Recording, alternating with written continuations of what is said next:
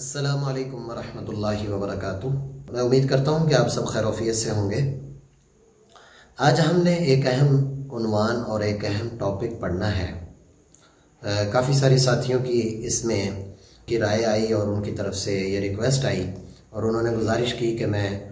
Letter کے حوالے سے کہ عربی زبان میں لیٹر کیسے لکھا جاتا ہے، یعنی خط کیسے لکھا جاتا ہے۔ جب سے میں نے وہ how to write an application, یعنی ہم درخواست عربی میں کیسے لکھتے ہیں،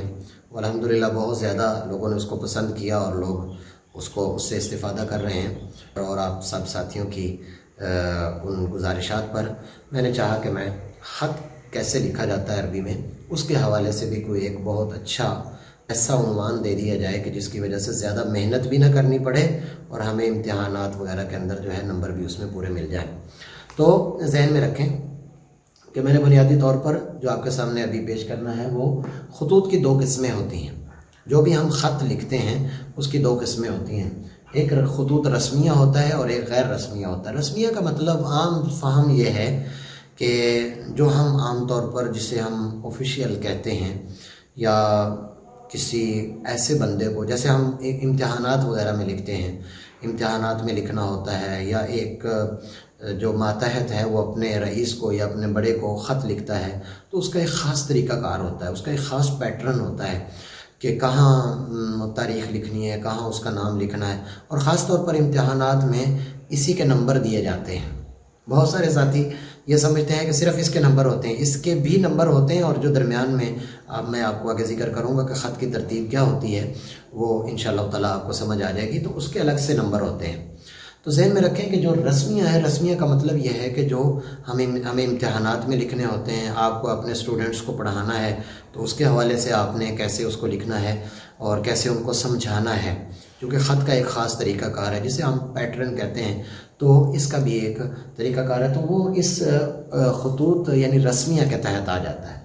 ایک ہوتا ہے غیر رسمی۔ غیر رسمی خط کا مطلب یہ ہوتا ہے کہ اس میں پیٹرن یا کہاں تاریخ لکھنی ہے، کہاں نام لکھنا ہے، کیا لکھنا ہے، اس میں یہ چیزیں جو ہے زیادہ اہمیت نہیں رکھتی، بلکہ اس میں ہوتا کیا ہے، اس میں یہ ہوتا ہے کہ ایک دوست اپنے دوست کو خط لکھتا ہے تو اس کی مرضی ہے وہ اس کو کہاں سے شروع کرے، کہاں پہ ختم کرے، جبکہ رسمیہ میں ایسا نہیں ہوتا۔ رسمیہ میں ہمارے پاس ایک 90 تلی لائنیں ہوتی ہیں، ہمیں اسی صفحے کے اندر اپنے خط کو پورا کرنا ہوتا ہے، اور سٹارٹنگ یہاں سے ہوتی ہے، اس کو ختم یہاں پہ کرنا ہوتا ہے۔ یہ خاص طور پر اس میں ساری چیزیں جو ہیں وہ ہر چیز ایک مینیج اور ترتیب کے ساتھ ہوتی ہے، جبکہ غیر رسمی میں آپ اسے کسی بھی جگہ سے شروع کر، مثلاً ایک دوست اپنے دوست کو خط لکھتا ہے، وہ کہیں شعر سے شروع کر دیتا ہے تو ٹھیک ہے، کہیں وہ اپنی کسی پرانی یاد تازہ کرتے ہوئے سٹارٹنگ یہیں سے کرتا ہے، شروع یہاں سے کر دیتا ہے تو بھی ٹھیک ہے، اس میں کوئی ایسا مسئلہ نہیں۔ تو یہ غیر رسمی ہے، تو ہم غیر رسمی کے بارے میں بات نہیں کریں گے۔ اس کی وجہ یہ کہ وہ غیر رسمی ہے، اس میں نہ آپ کے نمبروں کا مسئلہ، نہ کسی چیز کا مسئلہ، وہ ایک دوست کا دوسرے دوست کے ساتھ تعلق ہے، بس اس نے اپنے جو اس کی فیلنگز ہیں، جو اس کے احساسات ہیں، اس نے اگلے کے سامنے شیئر کرنے ہیں اور ذکر کرنے ہیں تو وہ کرتا رہے، اس میں کوئی ایسا مسئلہ نہیں۔ البتہ جو ہمیں امتحانات وغیرہ میں ضرورت پڑتی ہے وہ اس کی پڑتی ہے، رسمیہ کی۔ تو میرا خیال یہ ہے کہ یہ تقریباً ایک ویڈیو کے اندر یہ یعنی مکمل نہیں ہوگا، شاید یہ ویڈیو زیادہ لمبی ہو جاتی، پھر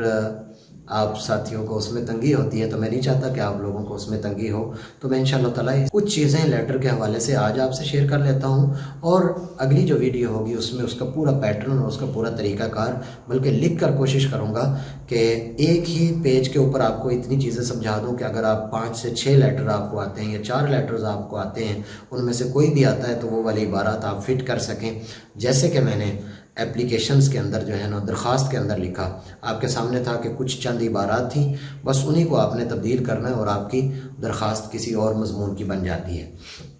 البتہ اس میں سب سے اہم بات یہ ہے کہ رسمیہ کے ایک تو 90 تلے الفاظ ہوں گے۔ اب اگر چاہیں تو آپ ان چیزوں کو لکھ بھی سکتے ہیں تاکہ ان کا آئندہ سے خیال رہے۔ رسمیہ جو ہم نے لکھنا ہے اس کو تو ہم ویسے ختم کر دیتے ہیں کہ اس کو ہم نے کچھ کرنا نہیں، لہٰذا ہم اس وقت رسمیہ کے بارے میں بات کریں۔ تو سب سے پہلی جو اور بنیادی بات ہے وہ یہ ہے کہ رسمیہ کے اندر آپ اپنی مرضی کے الفاظ نہیں ڈال سکتے، اپنی مرضی کی ترتیب نہیں رکھ سکتے۔ تو سب سے پہلے بات ذہن میں رکھیے کہ اس کو اسی ترتیب میں ڈالنا پڑے گا جو اس کا پورا طریقہ کار ہے۔ اور دوسری بات ذہن میں رکھیں کہ اس میں کوئی ایسے مبہم الفاظ نہ ہوں، مثال کے طور پر کسی بندے کو سمجھ ہی نہ آ رہے ہیں، کیونکہ آپ یہ رسمی لکھ رہے ہیں اور ایک آفیشیل چیزیں لکھ رہے ہیں، تو اس میں آپ کو بڑے نپے تلے اور واضح الفاظ میں لکھنا ہوگا۔ واضح سے مراد یہ ہے کہ ایسے مبہم چیز ہے اس کو آپ کو کرنا پڑتا ہے۔ اس کے بعد دوسرا اس چیز میں، اچھا اس میں کوئی نپے تلے الفاظ نہیں ہوتے، آپ جو مرضی لکھتے رہیں۔ اور تیسری چیز اس کے اندر یہ ہوتی ہے کہ آپ اس میں اختصار سے کام لیتے ہیں۔ میں ان کو لکھ دیتا ہوں آپ کے سامنے، یہ مبہم یعنی مبہم چیزیں اور اختصار دیکھیں، مبہم کلام بھی نہ ہو اور اس میں اختصار سے کلام یعنی کام لیا جائے، اس سے اختصار سے کام لیا جاتا ہے۔ اور تیسری بات یہ ہے کہ تکلف سے اس میں بچا جاتا ہے۔ تکلف کا مطلب یہ ہے کہ ایسی تعبیرات لے کر آنا، وہ اس میں ہوتا ہے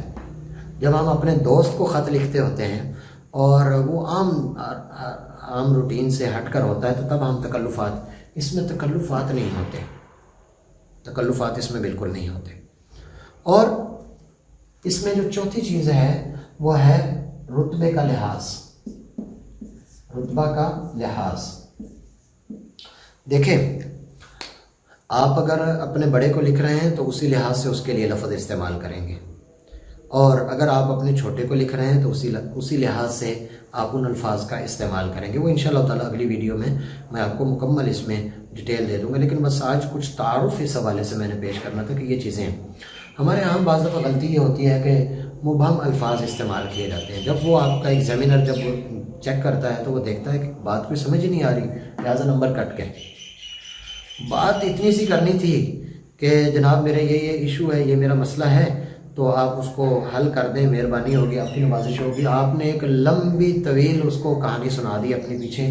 تو اختصار نہیں رہا، لہٰذا آپ کے نمبر کٹ جائیں گے۔ اس کے بعد ہے تکلف یہ ہے کہ ایک بات جو آپ نے سیدھی ڈائریکٹلی کہہ دینی ہے، وہ آپ ادھر ادھر سے گھما کے ادھر ادھر سے کرتے ہیں، تو وہ تکلف میں آ جاتا ہے۔ اور چوتھی چیز یہ ہے کہ رتبے کا لحاظ کرنا، تو الفاظ جیسے اردو میں بھی پائے جاتے ہیں،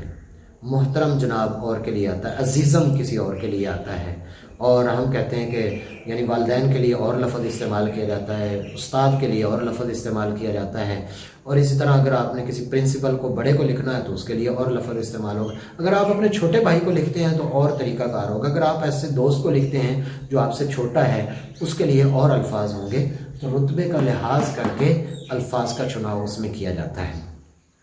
اگر ان میں ہمارے سے کچھ غلطی ہو جاتی ہے تو پھر ذرا مسئلہ خراب ہو جاتا ہے۔ تو اس میں ہماری سب سے زیادہ کوشش یہ ہونی چاہیے کہ ہمارے جو ایک طریقہ کار ہے، میں نے آپ کو کہا غیر رسمی کے لیے تو کسی چیز کی بھی ضرورت نہیں، وہ کہاں سے شروع کریں کہاں ختم کریں جیسے مرضی ہے، لیکن اس میں ذرا جب ہم اپلیکیشن درخواست لکھتے ہیں، جس کو میں ایک سبق میں ذکر کر چکا ہوں، اور جب ہم لیٹر وغیرہ خطوط وغیرہ لکھتے ہیں تو اس میں بھی ایک خاص نپے تلے الفاظ ہوتے ہیں، جیسے میں نے ڈیٹیل میں آپ سے ذکر کر دیا۔ انشاءاللہ تعالیٰ اگلی ویڈیو کے اندر جو ہے میں آپ کو پورا پیٹرن اور کوشش کروں گا کہ کچھ ایسی عبارات جو انتہائی مشہور آتے ہیں، اکثر ہمارے امتحانات میں آتے ہیں یا ہمیں اس کی ضرورت پڑتی ہے، اس کو انشاءاللہ آپ سے ذکر کروں گا۔ اگلے سبق تک کے لیے اجازت دیں، اللہ حافظ، السلام علیکم ورحمۃ اللہ وبرکاتہ۔